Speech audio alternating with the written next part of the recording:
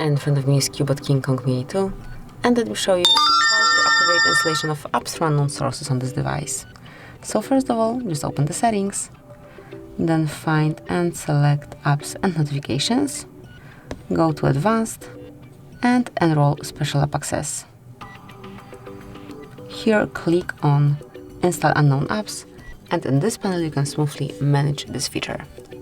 So if you would like to install something via Google Chrome, pick Chrome and smoothly allow from the source by using this switcher.